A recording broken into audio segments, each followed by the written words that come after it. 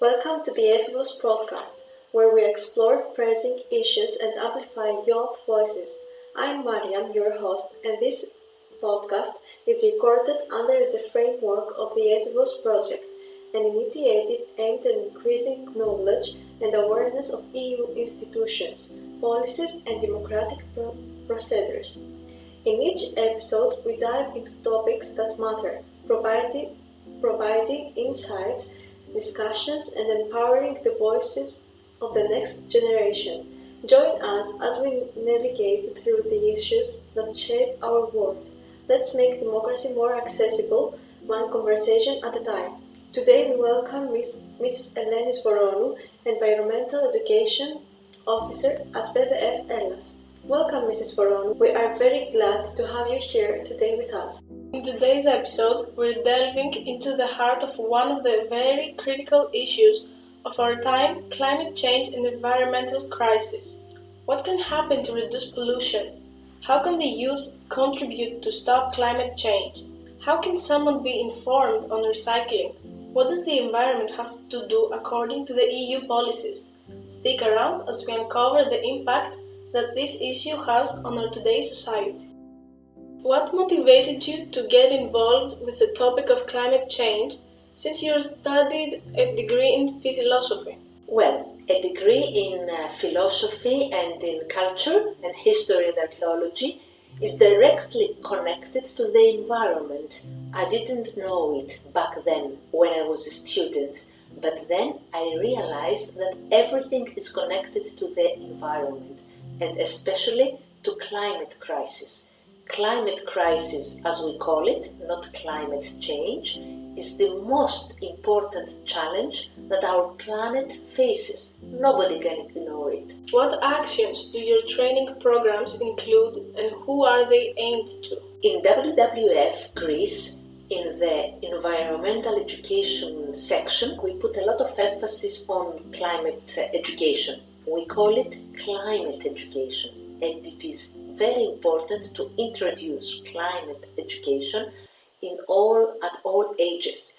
So what we offer is education projects, education resources, material, and lately a very innovative, I would call it, program called Students Take Action for Climate, a project in which young people, students age 8+, take action to reduce the carbon footprint of their school, the carbon emissions, which is at the core of the problem of climate crisis. Can you share any personal stories or experiences that have impacted your work in climate change advocacy at WWF? One of the most important experiences is the one that everybody experienced in Greece last summer, the mega fires. All these huge fires in our forests are partly connected to climate crisis. So once you have this experience, it is very, very important for you, for your future, for your country, for everybody. So this is one of the main experiences that influenced me and my team. And in our work, we always connect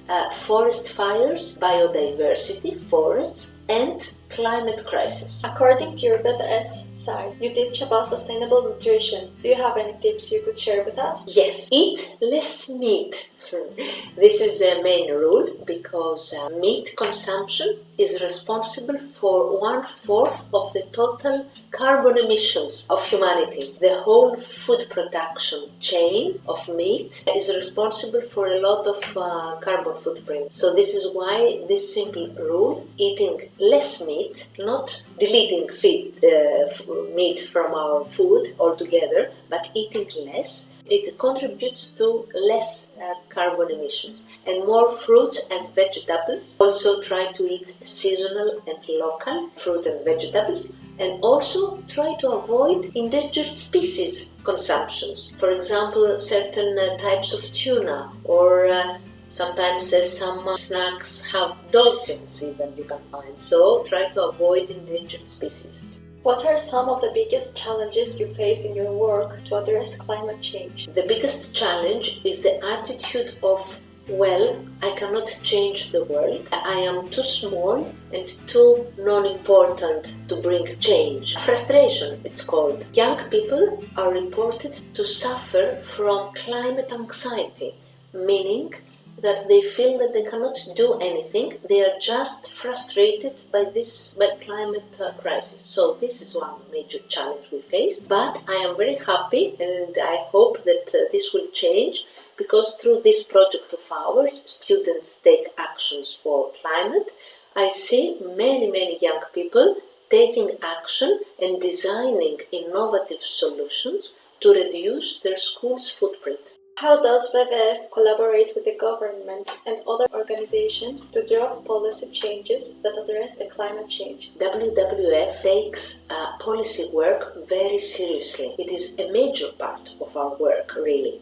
We follow closely the laws that each government passes regarding climate crisis, biodiversity, the environmental law in general, and every time we see poor laws trying to be implemented, we form coalitions with other non-government environmental organizations, and we try to mobilize society to stop these poor laws. Lately, we had a very strong campaign against trying to abolish the protection of beaches, because there is a recent law that allows building next to the seawater. It abolishes the 30-meter buffer zone between sea and coast, and this is very important. And how does this connect to climate change? Because we know that sea level rises as a consequence of climate crisis. So we have to protect our beaches. We cannot build next to the sea level because we know that the sea level rises. Campaigns like that we do very often. We follow the law and policies very closely. Based on European environmental policies, where is Greece? Is it in the line with the rest of EU states? This is a very important question. Thank you, my graduate birds. We used to issue every year a report which states the degree, the quality of the implementation of European environmental law in Greece. We don't do it anymore, but when we used to do it, results were quite poor. We are infamous for all the financial fines that we get from the European Union because we do not implement the environmental law in our country. For example, we were asked to pay a lot of money for the illegal deposit of garbage, and there are many other cases. So we are not doing so well. On the other hand, environmental law is our hope. It is the only kind of environmental law that we have in Greece. It is a very important tool. What is a circular economy and can it work in Greece? Will it have an effect? Circular economy is a zero-waste economy. It is about an enterprise, a company, an office that has no waste at all. All outputs goes back to the production. It is a very nice concept. Nowadays, many companies try to move towards circular economy. For example, some clothing, big cloth companies like H&M, now they accept old clothes and they try to reuse it and put it back into production. So yet, because they also realize that this is good for their budget. Less money to buy new fiber. So yes, it can be applied, it needs work, but it can be applied in all companies and hopefully in a whole country. How does Greece preserve its cultural heritage through environmental phenomena? Well, cultural and natural heritage should be protected together. That would be a viable solution. Unfortunately, I don't think we have great measures to do heritage protection against climate phenomena. For example, you saw a couple of years ago we had a big fire in Peloponnese, and the ancient Olympia site was threatened by the forest fire. So we really need measures to protect our environment, and in this way we will protect our heritage as well. Because in Greece, natural heritage and cultural heritage are together. You cannot find a monument, a temple, an ancient temple, a site that it is outside nature. so they go together. What is the reaction of students when they participate in workshops at schools? Well, as I said in the beginning, it is a bit difficult for them to get involved in taking action. But when it comes to hands-on experiences, workshops, when students are asked to design their own solutions, use materials, and really create models of the solutions that they had thought of for the reduction of the carbon footprint of their school, then they are really motivated.